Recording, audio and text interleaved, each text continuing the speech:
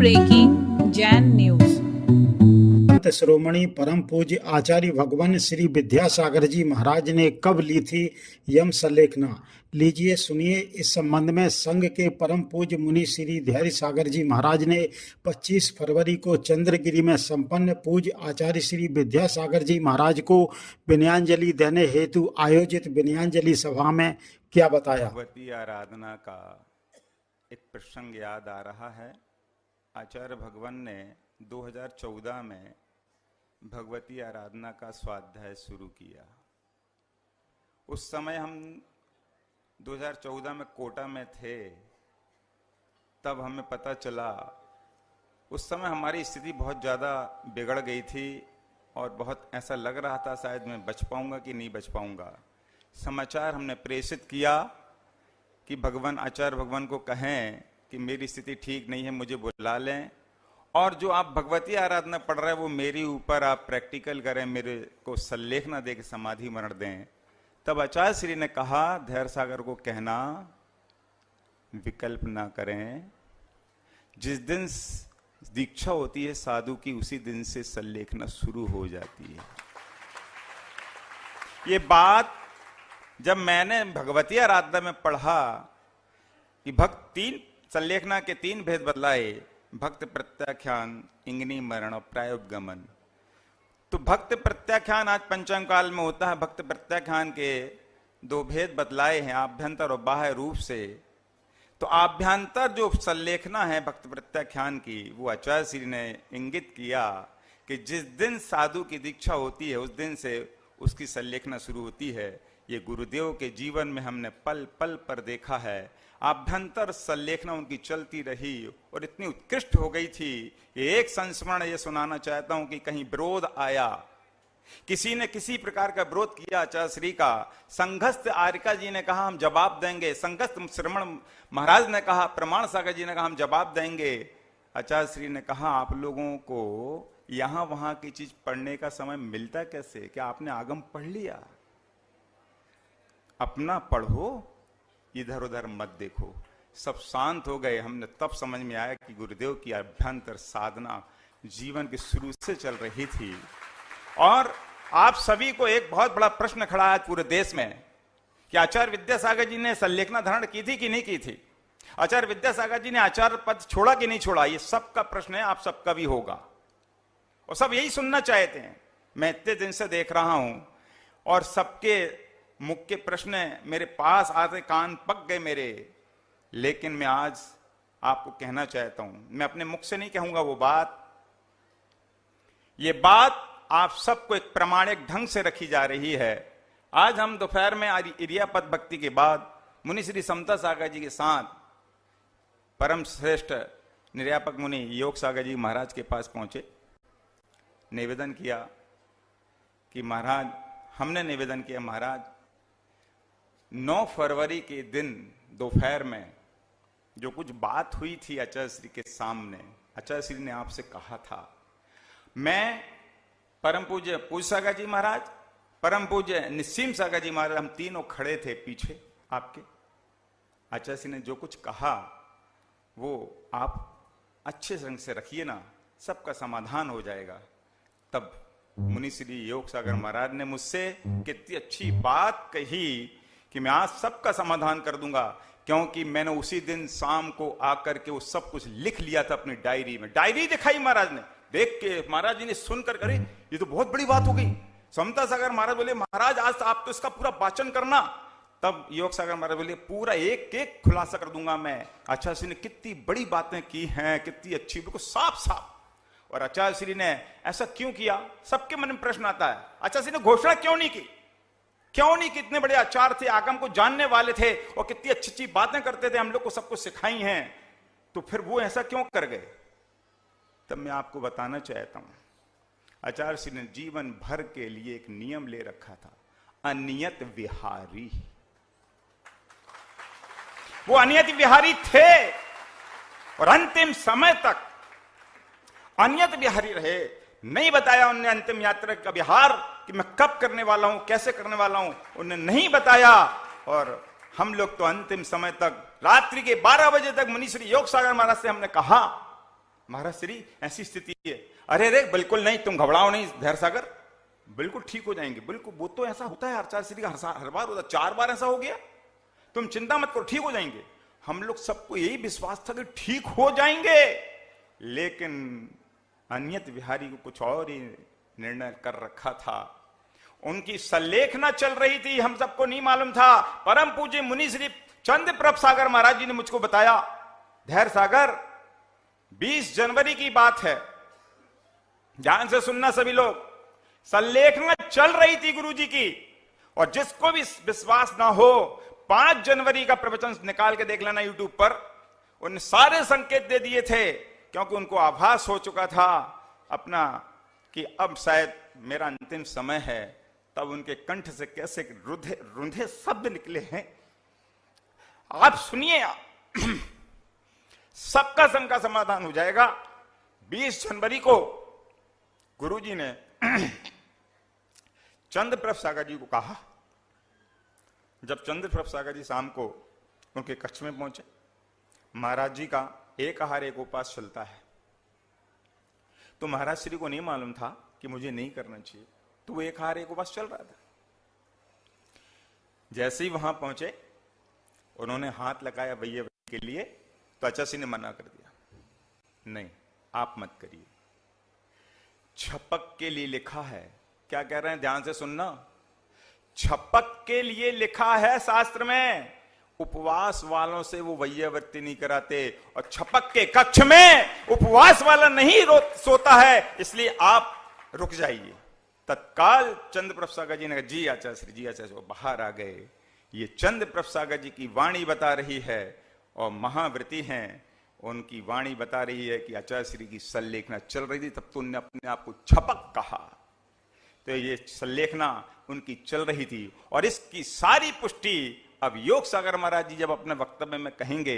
Diary शायद वो लाए होंगे महाराज श्री, वो आज डायरी देखी हमने, उस तारीख को 9 फरवरी को उन्होंने शाम को वो लिखा सब कुछ, और वो पढ़ के सुनाएंगे आपको।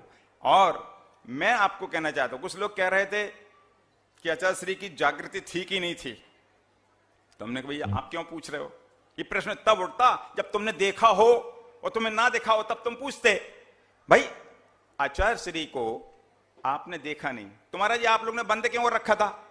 तो भैया आचार्य श्री के एक भक्त तो थे नहीं, लाखों। यहां मैंने जिस दिन 4 तारीख से हमने देखना शुरू किया, गुरु जी को हमने देखा 4 तारीख को शाम को रोज 4 बजे दर्शन देने आते थे। यहां कम से कम 5-7 हजार भीड़, ओफो कितनी भीड़, बच्चे महिला पुरुष सुबह से बैठे रहते थे, उनकी प्यास, दर्शन की प्यास। और जब जैसे दरवाजा खुलता था और जब वो चिल्लाते थे नमोस्तु आचार्य श्री, नमोस्तु, आचार्य श्री के कान, चूंकि उनको तकलीफ थी, उनको आपको सबको पता है पीलिया हो गया था, सबने देखा है, वो तो कोई छिपा हुआ नहीं। पीलिया ऐसा बढ़ गया था तो उनके सिर में दर्द होने की वजह से वो बता नहीं सकते थे, पर उनको आवाज सुनने से वो उनका ठनकता था, इसलिए दरवाजा हम लोग बंद रखते थे कि उनको आवाज नहीं सुनना। अगर पता चल जाता, घोषणा अगर हो जाती, तो हम बता रहे हैं यहां स्थिति खराब हो जाती और आचार्य श्री की समाधि शायद उस हिसाब से नहीं हो पाती। इसलिए तो मैं आपको जागृति, अंतिम समय तक की जागृति देखिए कि 17 तारीख की बात है, हम लोगों ने खूब निवेदन किया हार के उठाने के लिए। आचार्य श्री ने जब पूज मुनि श्री योग सागर महाराज ने कहा, आचार्य महाराज हम सबकी भावना है, 2 दिन हो गए आपने जल नहीं लिया, और जल तो ले लीजिए। सभी ने खूब निवेदन किया, तो आचार्य श्री बोले शांति रखो, ये बोला। आप जाग रहे हैं, आप लोग तो जाग रहे हैं ना, उनकी जागृति देखिए। शाम को मनीष पूर्ण आयु वाला ब्रह्मचारी आया, आचार्य श्री ने उसको कहा था कि अंतिम समय तक तुम मेरी आंखों से ओझल मत होना। परम पूज्य पूज सागर महाराज उनको लेके आए ब्रह्मचारी को, आचार्य श्री ये ब्रह्मचारी मनीष आया, आपने कहा था ना कि आंखों से ओझल नहीं होना, ये आ गया। जैसे ही मनीष ने नमोस्तु किया, आचार्य श्री ने तत्काल हाथ उठाया, वो जागृत थे। और सुनिए, हम लोग 4 किलोमीटर दूर ले गए थे, क्योंकि 4 बार ऐसा हुआ कि स्थान परिवर्तन होने से वो ठीक हो जाते थे। बड़ी सीरियस स्थिति में वो ठीक हो गए हर जगह, आप लोग को पता है, रेवती रेंज हो, चाहे कुंडलपुर हो, चाहे अमरकंटक का हो, चाहे नेमावर का हो, इसलिए ऐसा किया सबके कहने पर। तो 4 किलोमीटर बाद वापस हम लोग ले आए, अतिथि भवन में रखा, और जैसे ही विनय भैया ने और महाराज जी लोगों ने बताया, आचार्य श्री वापिस चंद्रगिरी आ गए हैं, अपन उसी से अच्छा श्री मुस्काए और आशीर्वाद ऐसे दिया। जागृति देखिए, अंतिम समय की जागृति का ध्यान से सुनना। 2:15 की समय की बात हम सब लोग नमोकार में सुना रहे थे। मुनि श्री निर्यापक श्रवण समता सागर महाराज जी ने आचार्य महाराज को कहा, आचार्य श्री आप जागृत है ना, इस संकेत दीजिए, कुछ संकेत दीजिए उंगली हिला करके। तो आचार्य श्री का ऐसा हाथ हिला। आप सब ने वीडियो देखा होगा, बहुत लोग कह रहे थे आचार्य श्री ने ऐसा, हमने कहा आपने देखा? बोले हाँ हमने देखा, ऐसा आचार्य श्री ने ऐसा हाथ उंगली हिली उनकी, ऐसा उठा। ये जागृति का प्रतीक देख लीजिए। और जागृति देखिए, हम लोगों से अंतिम समय तक उनने करवट बदले लेकिन हाथ नहीं लगवाया। ये उनकी जागृति देखिए। परम श्रेष्ठ समाधि आचार्य श्री की हुई है। और मैंने हर दिन का वर्णन लिखा, मैं देख रहा था रोज आहार उनके कम होते चले गए। जैसे आचार्य समंतबद्ध स्वामी ने लिखा, आहारम परिहाप्य क्रमशः स्निग्धम विवर्धयेत खरपान हापनम अपि पूरियेत क्रमशः, ऐसा कुछ श्लोक आया। और फिर उसमें आया खरपान हापना अपि कृत्वा कृत्वोपवास अपि शक्त्या पंच नमस्कार मनास तनुम त्यजेत। उन्होंने स्पष्ट उसमें जो लिखा उसके अनुसार ही जिया। अंतिम समय में आचार्य श्री ने हमने देखा 15 तारीख को 7-8 तारीख को वो आए, एक वैद्य जी आए थे पूना से। उन्होंने देखने के बाद कहा आचार्य श्री थोड़ा आहार में चेंज करेंगे। तो आचार्य श्री हम शब्द सुन रहे थे, आचार्य श्री नहीं, अब मैं रोटी आदि ठोस पदार्थ नहीं ले पाऊंगा, मेरे जंगा में बल नहीं है, मैं खड़ा नहीं रह सकता, पेय पदार्थ ही लूंगा। तब उनको बताया, अच्छा जी वो चापर की लपसी, हाँ वो ले लूंगा। अच्छा जी वो माड़, हाँ ले लूंगा। वो हमारा छाछ, हाँ वो ले लूंगा। ये आचार्य श्री ने कहा। विनय भैया बैठे, सब बैठे और महाराज लोग बैठे थे। ये आचार्य श्री ने स्वीकार किया। देखिए वो हम देख रहे थे रोज 8 मिनट 10 मिनट से करते और धीरे धीरे वो पानी बढ़ाते गए, वो चीजें कम करते चले जा रहे थे। 15 तारीख को उन्होंने 2 अंजुली पानी लेके और अंजुली ढीली छोड़ दी, बैठाल दिया गया। फिर 16 तारीख को उपवास हो गया, 17 को उपवास कर लिया उन्होंने यम संलेखना ले ली थी। 2 अंजुली पानी लेने के बाद यम संलेखना ले चुके थे। इसलिए वो खूब कोशिश की, 3 बार दिन में हम लोगों ने उठाने की, उठा के बैठा दिया। परम पूज्य प्रसाद सागर महाराज ने जबरदस्ती हाथ धुला दिए। हाँ बोलो बोलो नमोस्तु नमोस्तु बोलो, हे स्वामी नमोस्तु नमोस्तु। लेकिन आचार्य श्री तो यूं हाथ छोड़ दिया और ढीला चढ़ दिया। और जैसे लेटाते वो करवट लेके फिर लेट जाते। वो जागृत थे, लेकिन हम लोग उठाते तो ढीला छोड़ देते हाथ। ये उनकी जागृति बता रही है कि वो पूरी तरह अंदर से जागृत थे और उन्होंने संकल्प ले रखे थे, लेकिन बताना नहीं था संघ को, क्योंकि ये बताते ही कहीं इन लोगों के मुख से निकल गया तो ये लाखों करोड़ों जनता टूट पड़ेगी और ये बेटियां, ये ब्रह्मचारिणियां कैसे रोएंगी। उनको मालूम था राग, प्रशस्त राग भी बहुत उनके लिए तो खतरनाक हो गया था अंतिम समय में। इसलिए वो सबसे निवृत्त हो गए थे और हम सबको संदेश दे गए कैसे जीना है और कैसे मरना है, उन्होंने हमको सिखाया है। अंतिम हाइकू मेरे एक चिंतन आया, सूर्य डूबा दे समय की रोशनी, सूर्य डूबा दे समय की रोशनी, देख लो मार्ग। बस हमें अपना देखना है मार्ग, हमें क्या करना है। बस परम पूजनीय आचार्य गुरु विद्यासागर जी महाराज की, परम पूज्य आचार्य श्री शांति सागर जी महाराज की परंपरा के आचार्य परम पूज्य आचार्य श्री वर्धमान सागर जी महाराज ने पूज्य आचार्य श्री विद्यासागर जी महाराज को विनयाञ्जलि देते हुए बताए कुछ अपने संस्मरण। लीजिए जरूर सुनिए। परम पूज्य आचार्य विद्यासागर जी महाराज का समाधि मरण के समाचार सुनकर के मन में विचार आया कि श्रमण संस्कृति का एक नक्षत्र जो 1946 में शरद पूर्णिमा के दिन जन्मा था, 1968 में जिन्होंने अपने गुरुवर ज्ञान सागर जी से दीक्षा धारण की थी और अपने गुरु की परिपूर्ण सेवा करके उनकी समाधि संपन्न कराई थी। आज वह नक्षत्र जो है जिसने जैन धर्म की प्रभावना के लिए हर क्षेत्र में कार्य किया। शिक्षा के क्षेत्र में उन्होंने प्रतिभा स्थलियों को निर्मित किया, अनेक पंचकरण प्रतिष्ठाएं कराई, अनेक तीर्थों का निर्माण कराया और साहित्य की जगत में उनकी स्वयं की रचनाएं बहुत कारगर सिद्ध हुई है। वह नक्षत्र अब सदा सदा के लिए अस्तित्व हो गया है। जैन समाज का एक सौभाग्य था कि उन्होंने अपने आचार्य पद में समाज के उन्नति के लिए बहुत कार्य किया, लेकिन विशेषकर उन्होंने बुंदेलखंड के क्षेत्र में बहुत विशेष कार्य किया था।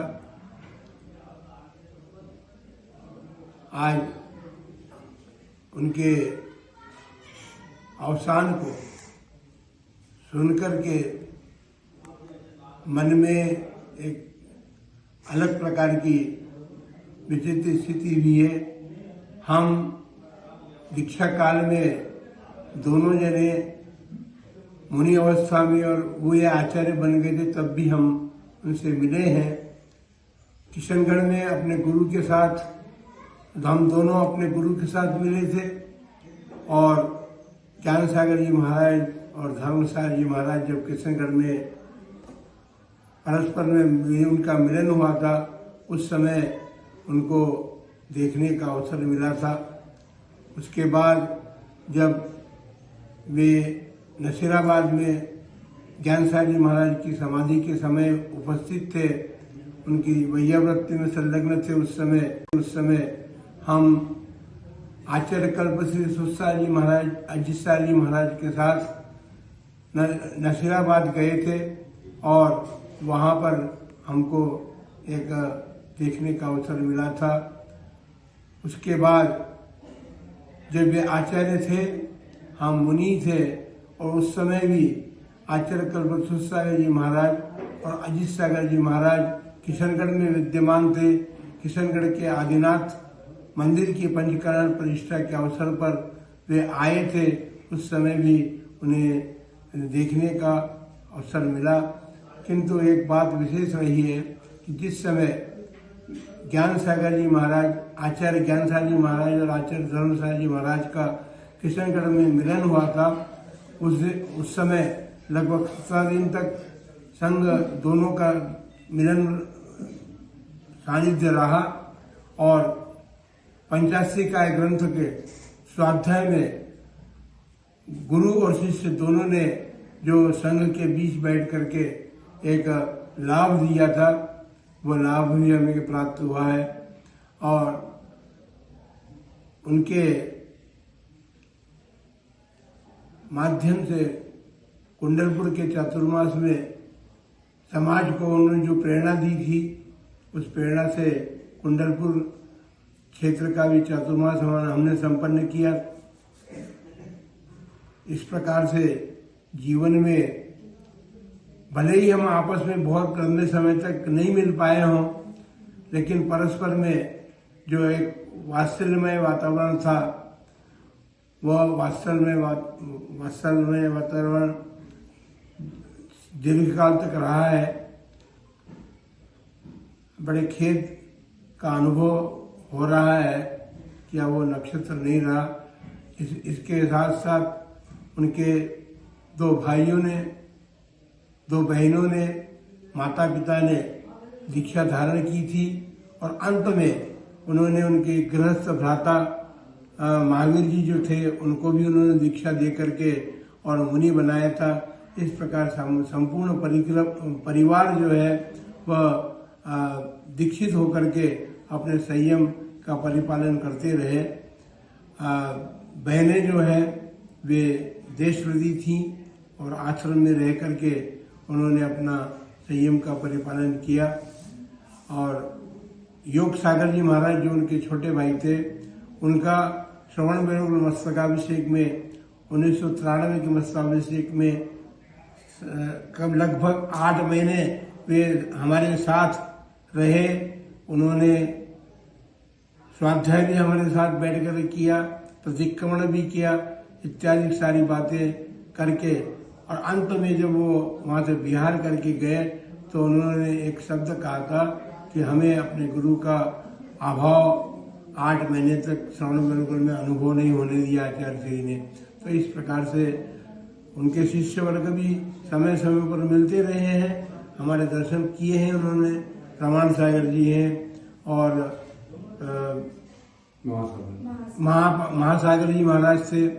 तो ये इत्यादि उनके शिष्य वर्ग ने भी वो सब कुछ जो उनसे शिक्षाएं प्राप्त की थी उसका परिपालन करते हुए आज उनके श्रवण संस्कृति का एक नक्षत्र का अस्त होना उनके संघ के साधुओं के लिए तो दुखदायी है, लेकिन सभी साधुओं के लिए और बल्कि समाज के लिए एक अभाव की रेखा खिंच गई है।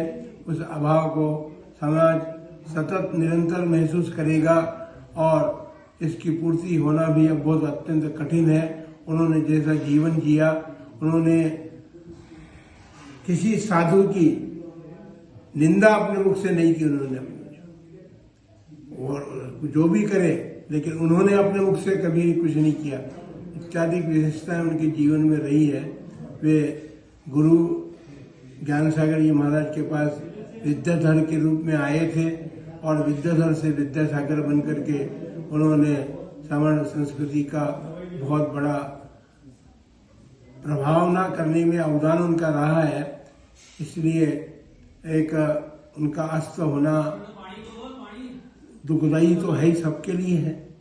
तो हम ये प्रार्थना करते हैं, निवेदन करते हैं, उनके प्रति हमारी विनयाञ्जलि समर्पित करते हुए ये भावना बढ़ते हैं कि वे अपने संयमी जीवन का प्रतिफल जो है वो पूर्ण रूप से प्राप्त किया है उन्होंने, वो करेंगे और आगे भी इस प्रकार फिर उनका इस भरत क्षेत्र में समागम मिले समाज को। और उन्हें जैसे साधु होना अत्यंत दुर्लभ है, ये हमारी अनुभव की बात जो थी, जो हमने कही है, हम उनके प्रति विनयाञ्जलि के, श्रद्धांजलि के समर्पित करते हुए हैं। जो आचार्य श्री विद्यासागर जी महाराज की